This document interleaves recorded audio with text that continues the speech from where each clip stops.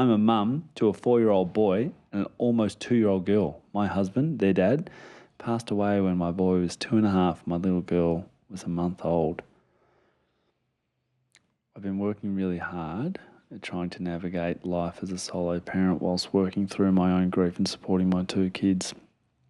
My 4-year-old certainly has a hard time, but we have a therapist for him and I listen to PCP to get all the tips and tricks. And he is a thriving, beautiful boy.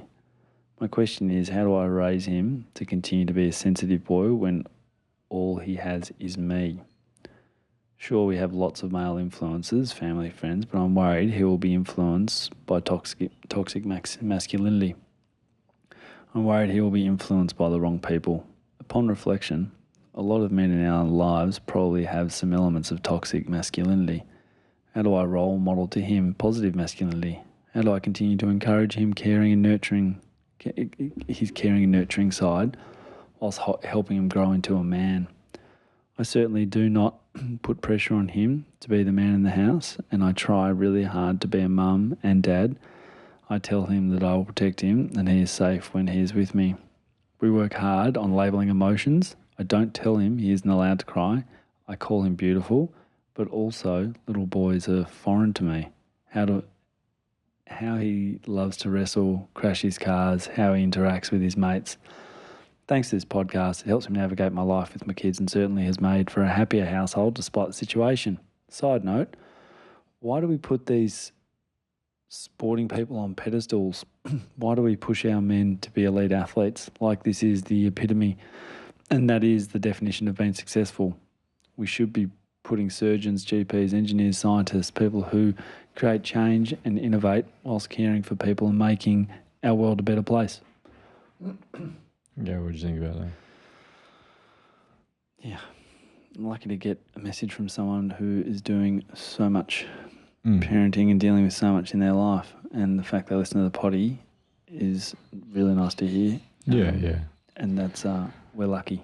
So I had to pick because there were dozens of either people like, you know, in same-sex relationships where there's no male in the house or solo parents where it's a mum. You know, like there were so many that were like powerful vulnerabilities that people are experiencing of like there's no man in this house to guide them. How is this little boy going to grow up? Do you know what else there was a lot of? Like we might use this in one of the next episodes. Yeah.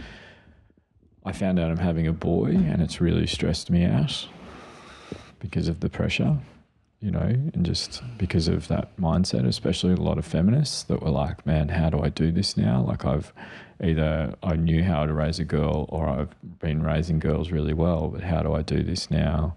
And so, yeah, I think you don't have to have, like I think when I was reading the first half of that question, I was actually in my head started giving the answers that she's doing.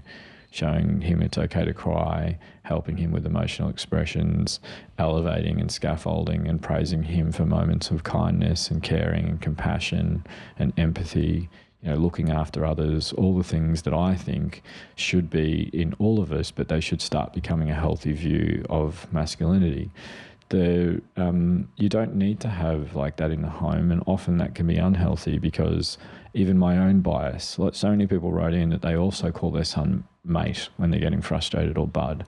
And so how do we be aware of our own biases regardless of whether we are a male or not, that come in, and then find the people in the community, but they have to be rich relationships. They don't need to be in the same home.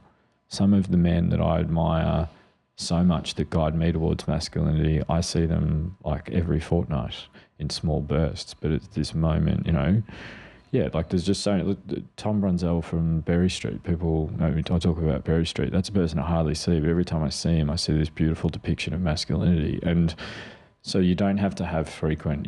And also build narratives about what men look like and when it's healthy, and push back and challenge the idea that, like, I reckon mass media is way worse than sport.